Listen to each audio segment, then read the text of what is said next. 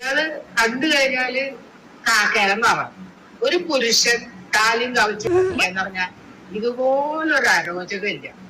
സ്റ്റേജിൽ ഒരു പുരുഷൻ കയറി മോഹിനിയാട്ടം ചെയ്യുമ്പോ നീ കാലിന്റെ ഇടയിലോട്ടാണോ നീ നോക്കുന്നത്? ഇവനെ കണ്ടു കഴിഞ്ഞാണ്ടല്ല ദൈവം പോൽ പെറ്റ തള്ള സഹിക്കില്ല. ഔചിത്യം ഔചിത്യം ഔചിത്യം എന്നൊരു സാധനമുണ്ട്.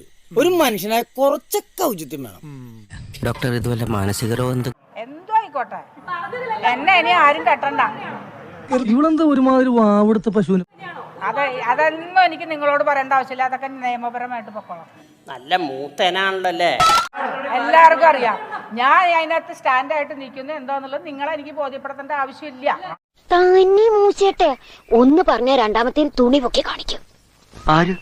കറുത്ത കാക്കയെ പോലെ ഇരിക്കുന്നു എന്ന് പറയുമ്പോൾ, അല്ലെങ്കിൽ സൗന്ദര്യമുള്ളവർ മാത്രമാണ് നൃത്തം ചെയ്യാൻ പാടുള്ളൂ, മോഹിനിയാട്ടം ചെയ്യാൻ പാടുള്ളൂ. അതെനിക്ക് സൗകര്യം ഉണ്ടായിട്ട് ഞാൻ എൻ്റെ സ്വന്തം ഇഷ്ടത്തിന് പറഞ്ഞു. എന്തോ കുഴപ്പം കാണും കേട്ടോ അവർക്ക്. എന്തെങ്കിലും മാനസികമായിട്ടോ അല്ലെങ്കിൽ ചെറിയൊരു എവിടെയോ ലൂസാണ്. നീ പറഞ്ഞ ശരിയാ, ഇവക്ക് പ്രാന്താ.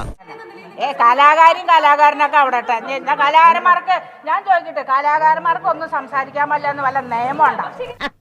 എരണക്കേടും പറഞ്ഞ് വഴിക്കങ്ങാൻ വന്നോണ്ടല്ലോ